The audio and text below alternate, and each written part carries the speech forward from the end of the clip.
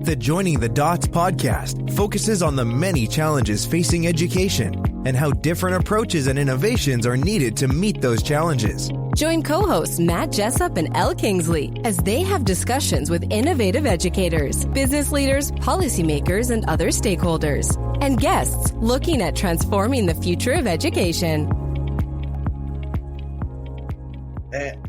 Thank you for joining us this morning, Naomi. I'm going to try and describe you. You are a very prominent, very influential, very successful voice in the technology sector. And I'm going to say Greater Manchester, but actually you're based in Greater Manchester. Your voice and experience is much, much wider.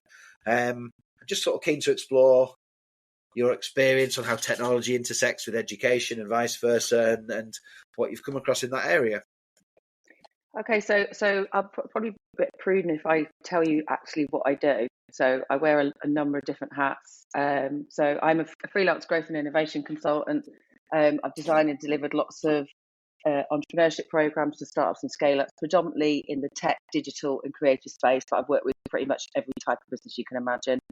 I work one day a week for Oxford Innovation at the Innovation Centre in Stockport, where I'm Innovation Director. My role there is to support the businesses to start, grow, innovate. I also work on a number of other different things. So I am the UK lead for Global Tech Advocates. Global Tech Advocates was initially born out of London, and I run Tech North Advocates with a guy called Volker Hirsch. And that's really about making sure that we can connect northern tech businesses to a wider community globally. I also sit on a couple of different boards. Both of the ones that I sit on at the moment, one is a social enterprise called PI, which is all about working with young people in schools around pursuing their individual excellence. And then the other one is a Digital Advantage. So Digital Advantage work with a lot of neurodiverse young people to get them into the tech sector. So real life sort of experience.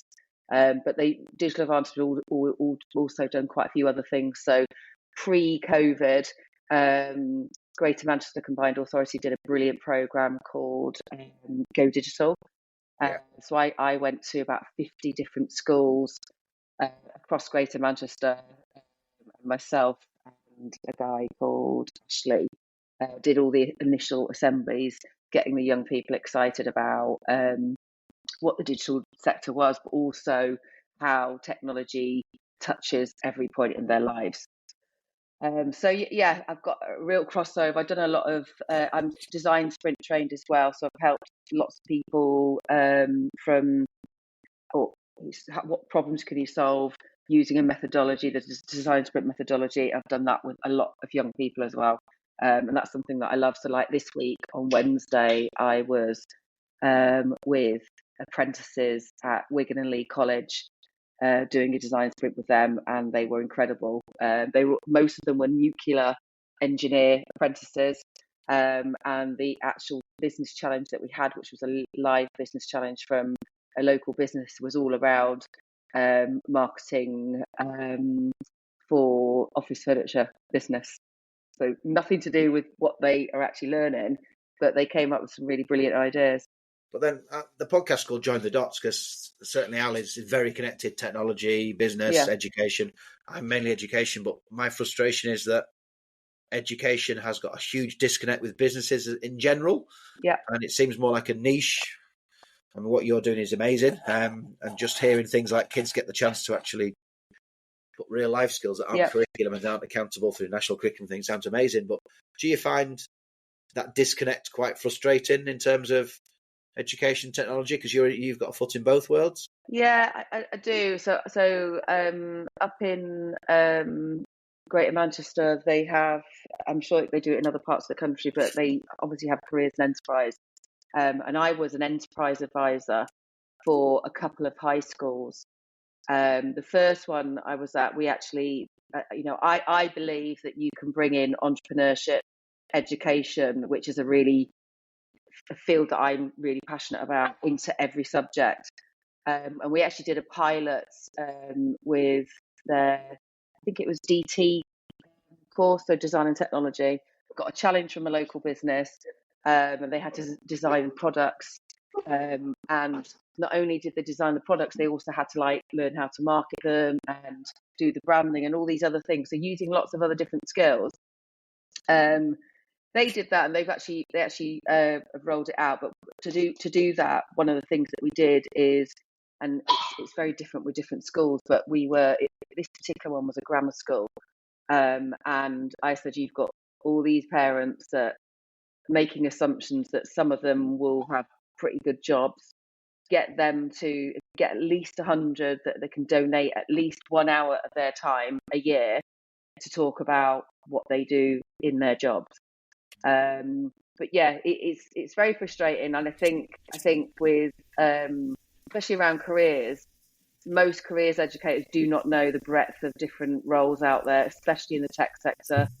I also think that the GCSE technology course, and a lot of schools are not even doing it anymore, which I think is really quite scary. So we're seeing, things like the World Economic Forum, future jobs of tomorrow. They're all looking for creative problem solving. They're looking for, technology. They're looking for resilience, loads of other things, which unfortunately a lot of young people are not taught. And what I will say, this is not just the responsibility of the educators; it's the responsibility of the parents and carers. Yeah. Yeah, you're following a very common theme here for the other guests we've had, Naomi, which is lovely, which kind of does for us join the dots, which is employers are increasingly becoming focused on the human attributes, the skills-based acquisition, not necessarily the pure knowledge retention. To join in the dots bits, I wish we could just pick up Naomi and put her down in my region. So I'm part of a mayoral authority, Cambridgeshire and Peterborough. So it's the same as Manchester. We're slightly earlier on our journey in terms of scale, but Cambridge particularly is recognised as that international centre. But we've seen this message about we want to grow UK PLC, and Cambridge is one of the beacons around the world. We need to grow you, and then at the same time, there's been a disconnect. We've removed the funding for our local enterprise partnerships. I sat on the Oxford-Cambridge partnership. That's just been defunded, and they're now going to come up with something else. And there's been this kind of disconnect between who's handling adult education budgets and how things are scaling. And it feels like, on one hand, nobody seems to assess that the best way for economic growth is to start by skilling the workforce. Absolutely. But also that rather than it being top down as a strategy, it's relying on local experience and skills, like your good self and other organisations, to actually drive on a sort of a local level rather than the other way around. Is that what you're seeing? So there's a number of different organisations in Manchester that sort of support things like this. What I will say is I don't believe that schools make it easy for businesses to engage with them. And there's probably lots of different reasons around that. It's just a little bit the same with universities. I'm always encouraging businesses to work with universities for many reasons, but there's not always an obvious front door. So I suppose, it's about making sure that actually even the careers educators understand about the different breadth of jobs. They've got those relationships with local businesses and they understand what the local job market is. But it's very frustrating. I think unfortunately, because of the sort of exam system and the fact that we're just getting people to remember stuff and not actually do challenges and things like that, which the old GCSEs did, I think that's a problem. And also, sorry.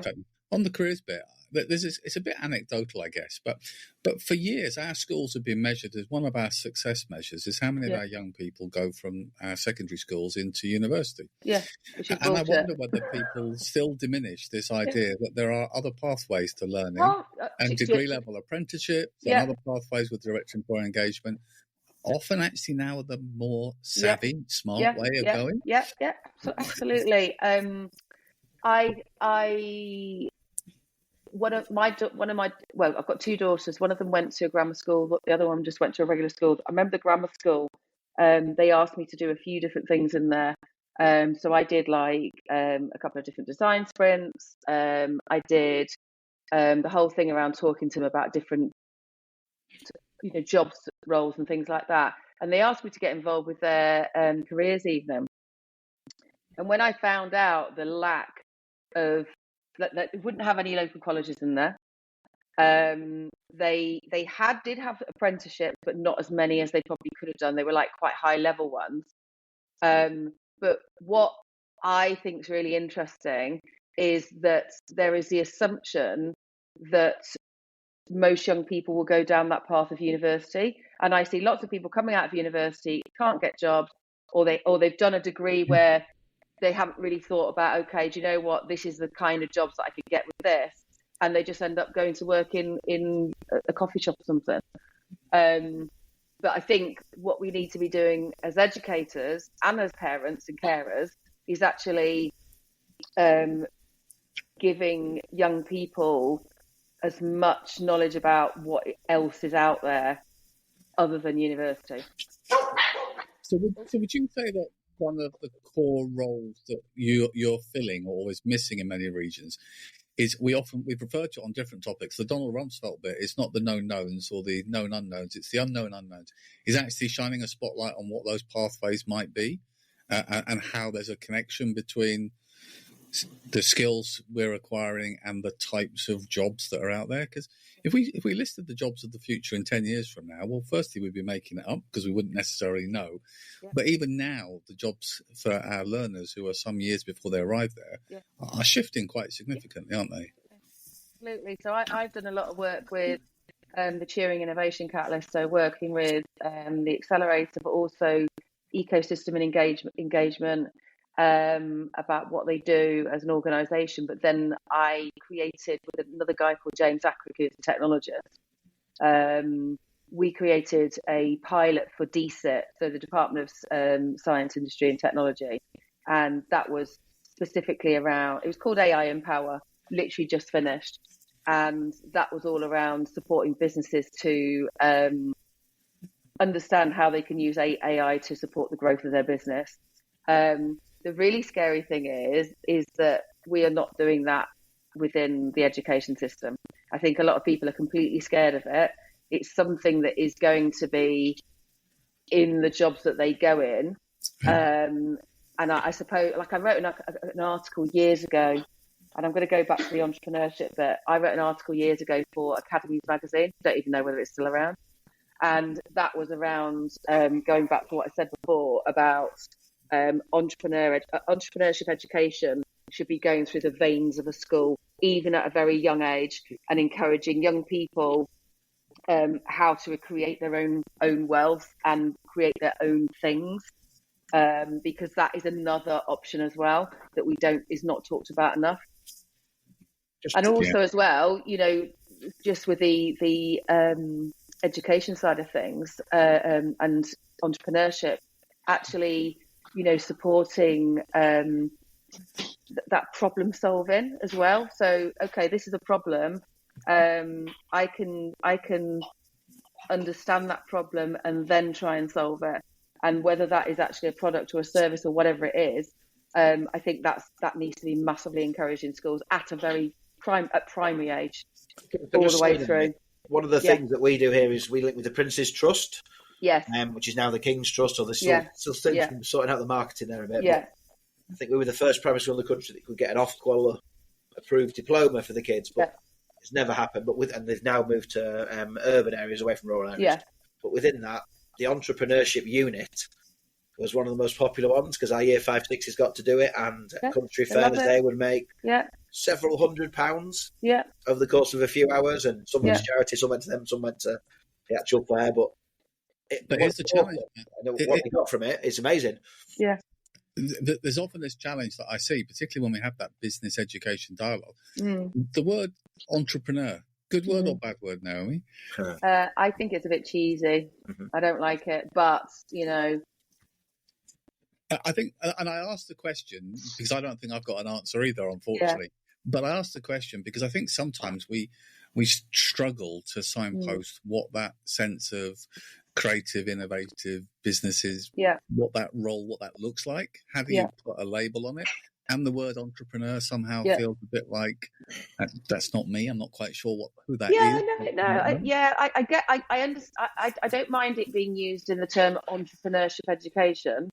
And actually, there are some really brilliant entrepreneurship educators. So there's two guys over in. They're actually. I'm going to find it now. They're brilliant. There's a guy that I know. I did a TEDx talk in America when was it? 2016, with my then 11-year-old daughter, and we did a TED talk just near a town called Normal, which is where Illinois State University is. Town called Normal. Yeah, and we were talking about how if children or if adults thought more like kids, they'd come up with better ideas. And it was fantastic. Like, my daughter at the time was 11, so really, really quite incredible. But this guy, there's a guy called Doan Winkle, who's the guy that got me to come over, and he's got a. I'm just trying to find it now.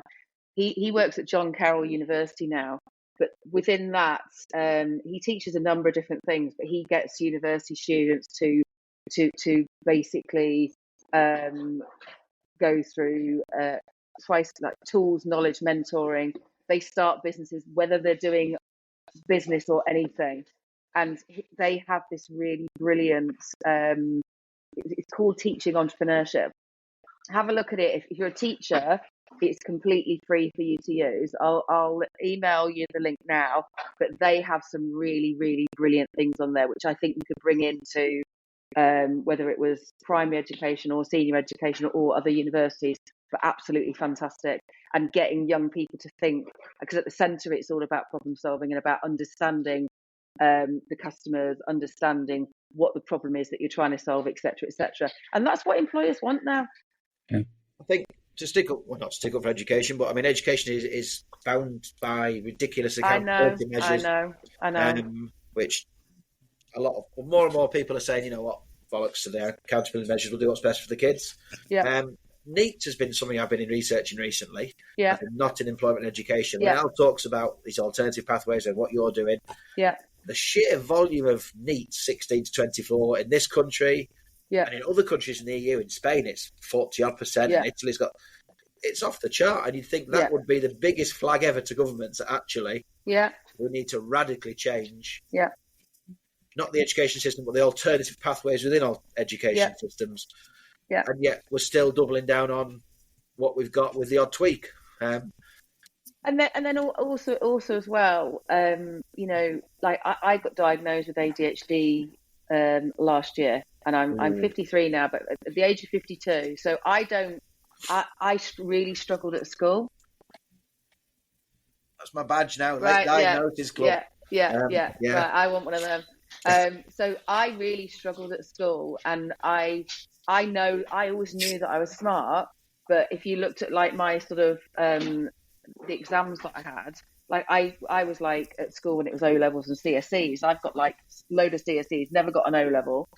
I went to university when I was 44, and got accepted on a master's course in, I think it was like digital marketing or something like that, but it was more than that. And I think I lasted a year. I got a postgrad certificate, had a graduation party, but yeah, I don't learn. Not everybody learns in the same way, and I think that's another thing which is obviously becoming more and more highlighted. But I suppose, you know, you never know what a young person's going through. My sister's a head teacher, so at a primary school in Liverpool, and she's, you know, in the school holiday, she's making sure that the kids get fed. She's making sure that some of them have got a bed to sleep in. Just talked about this in the previous podcast. Yeah, and what's really, really, really sad is that a lot of those NEETs have probably had really horrific childhoods, and through no fault of their own, and gone down a path that they haven't been able to get out of. And it's like there has to be something where you can support them. And actually, I'm going to come back to it. Helping them set up their own thing is sometimes a really good way of doing that. It gives them confidence. Yeah, does. What's the? I mean, you're providing kind of guidance and a steer in quite a few different directions. I've got to call you a bit of that glue in the process. Yeah. What's the number one challenge that you see is on the rise that you're trying to help mitigate? Is it the lack of the understanding of what those next step pathways are? Is it how to refine the skills conversation, or is it from a business decision that kind of putting the processes in place to actually embrace and support change themselves? I think it's a bit of everything. If we go back to the middle bit, which is about the skills piece. So I sit on a couple of boards in GM around that as well. And yes, I completely get where you're coming from around schools. You are dictated about how you have to educate, the outcomes that you have, which must be incredibly frustrating. And I think that we are not skilling up our young people, especially around those sort of what's called softer skills for the workplace.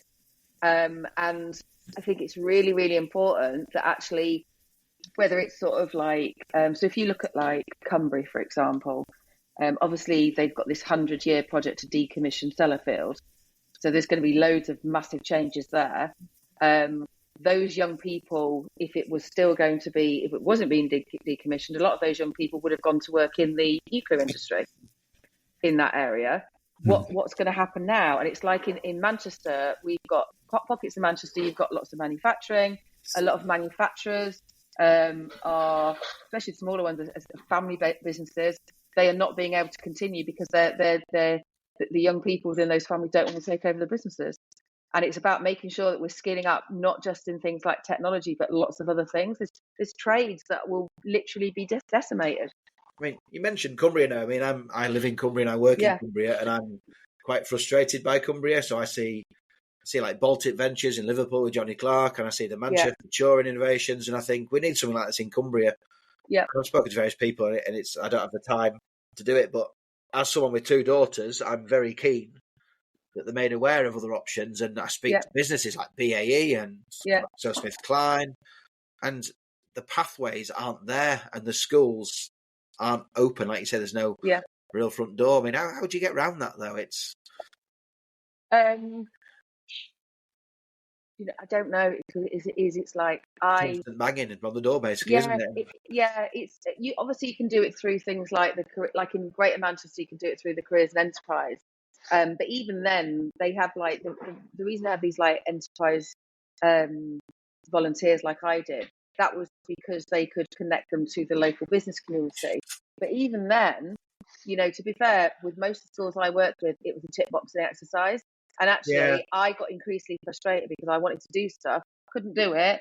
So ended up actually saying, do you know what? I've not wasted, but I've spent 4 years of my life supporting, and you're not doing anything. You're not doing it because unfortunately teachers are so busy doing all the other things. They are often given these other tasks to do as well as all the other bloody work they've got to do. Yeah, it's impossible. I mean, we've had we had Minerva Virtual Academy on the other week, Al, didn't we? Which is an online hybrid school, which I'm very impressed with. I'm a big believer in that the future of education is going to be hybrid schools, and and the concept of hybrid school that is actually set up and linked directly with businesses from the start. Yeah, and that the hybrid school actually tailors their curriculum to meet kids' needs that align with businesses. That's got to be the way forward, surely. I think. I think it probably is, and again, obviously it depends on. I think you have to think about locality, but even universities have this problem. So you'll get all these big brains come into university, and the areas where those universities are desperate to keep that talent. And some of them stay, and a lot of them go. And I remember years ago, I was involved with a project which was, God, who was it? I think it was. It wasn't the Department of Education, it was something else. I think it was a BASE thing, which was like now DSET. And that was, they paid for students from universities abroad to come to the UK. And I remember a load of them came to Manchester, and I had a group of Mexicans who were fantastic. And they basically, it was all like a sort of entrepreneurship thing. And what the thing was, if they won this competition, they would get to set up their idea in the UK, get visas, get a load of other things, getting business support, getting co-working space, and a load of other, really cool things. But we don't do that internally. And it was about making sure that they had talent and brains from everywhere. The problem that we've also got is we need to make sure that we keep our brains here and encourage them and help them to blossom and be the best versions of themselves and be able to have opportunity here. Yeah, and that filters down to the human being level, but also for our business ecosystem, whether it's startup or scale up. There's a natural propensity to say we want to support business and economic growth. Yeah, I've seen it in our regional authority. We've done investment grants on all sorts of businesses, and the people they've recruited are based all around the globe. And it's like, wouldn't there be a greater win if we could foster that ecosystem? But isn't that about joined up thinking? I mean, that comes all the way back full circle. Of course it is. Of course it is. Having enough people, where we're having those connections between skills, education, and commercial. In our region, we have a labour market survey that's done, the labour market information each year. That kind of does the breakdown of what employers want versus what the. Do you have something similar? I'm guessing. They do a lot of research, especially around this, because of the things that I sit on around digital skills. So they do a lot of stuff like that. But again, you've got different schools in different areas where those young people are still not getting access to what everybody else is getting access to. And then you think about a school in a deprived area, they're not going to have the same demographic of parents that would be able to say, okay, do you know what? This is how you do this, this is how you do this. And be able to sort of say, these are the opportunities that are out there. And that makes me sad. What about from a business perspective, Naomi? Are you seeing gaps in terms of some sectors that are embracing some of the technology options to improve efficiencies and work, and others that are struggling? Yeah, so the pilot that we did, the Empower AI pilot, we had, it was only supposed to be for 8 businesses, but I wanted to have as many as possible. And we had 14 businesses on it, ranging from charity to a timber merchant. And we basically went through a whole series of a whole program, online and in person. So they had 2 sessions a month, and the feedback and the changes that were made were absolutely phenomenal. And actually seeing really big things that they could bring into the businesses at a very, quite quickly. So that'll be interesting to see whether DSIT funds something like that again. But I know that the Boost program, that kind of thing. No, completely separate. It was something that, like, I had my hat on. So I'm not a technologist, but I work with tech businesses. So I was coming in from a sort of like, okay, look at the problems within your business. Don't just do AI because it's a big shiny thing. And then James is ex Microsoft. He used to be head of technology for partners. Really smart guy. So he was coming it from the technology side of things. And yeah, really different types of businesses, but actually getting them to practically do it themselves. It wasn't just, oh yeah, this is how this works. They were doing it themselves. Yeah, it's interesting, Matt, isn't it, that sometimes in business that as technology is moving, there's levers to improve efficiencies and performance, but it all comes down to understanding the why we're trying to do this, not the shiny. And it's the exact same conversation we've been having in education at different stages, which is there's no race to whichever school's got the most tech is the best school. It's where it's purposeful. Yeah, of course it is. But this what the great thing about this was like they were really so I'll give you an example. The timber merchant guy, he wanted to get his EPOS system to talk to the order system, which I'm not sure why it didn't work in the first place. He was quoted 20 grand by a tech company to make that happen. We showed him how to do it himself with agents, with automation agents. We showed him how to do it himself. So again, and then also being able to save them time to do loads of other things, but getting them to actually understand what it is, how it works. And even if they do end up getting other people to do some of the real deep tech stuff, they have a basic understanding of it. I think that's really important. It's one that always continues to baffle me that many organisations, where I totally respect budgets are tight, seem reluctant to invest in that professional development, to speak to good folks like yourself, where they can get advice that will help them and empower them to save a fortune in the future. Because they don't want to spend a small amount of money, but they'll end up paying a fortune to a consultant for a clumsy fix. And you know what? These guys were really lucky because it was something that was funded by DSA. You know, I've seen other programs like, you know, that obviously sold commercially, but the fact that they actually learn a lot and have these key takeaways was really big. But I think, again, we need to be doing that within education as well. Oh man! You know, the fact that you've got platforms now. There's this thing called vibe coding, which is a real cheesy and basically in a couple of hours you can develop a workable prototype. We should be teaching that in schools. Yeah, there are some good apps for vibe coding. Yeah, there's a bit of a usual thing, which is whenever someone raises it, there's somebody else saying, "Oh, hang on, I don't know." Yeah. But again, it's about empowering people to actually. Of course it is. Brilliant. I think vibe coding falls into the same conversation about project-based learning, which is if you're doing something with purpose and you're creating something tangible, it's much easier to get engagement and motivation and commitment to follow that journey through. Yeah. Whatever your views are on whether you're not learning all the steps at a low level. I mean, there's an argument, isn't there? If you use all these tools, you don't learn to code yourself. If you use all this AI, you won't learn to think for yourself. There's a sweet spot in everything. And actually making things accessible is a win, not a loss. Absolutely. But also, you know, it's only as good as what you put into it. Yes. The garbage in, garbage out thing gets thrown into many conversations. But you know what? It stood the test of time in so many different conversations, doesn't it? Yeah. Matt, I'm conscious we're at just past the half-hour mark. Is there anything you wanted to kind of wrap up? Or trying to keep going with it all.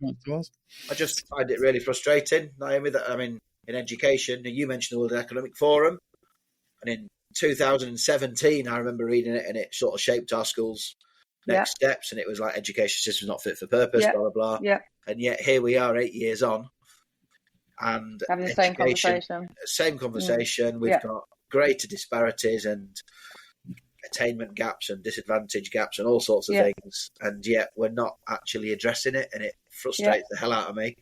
I can imagine.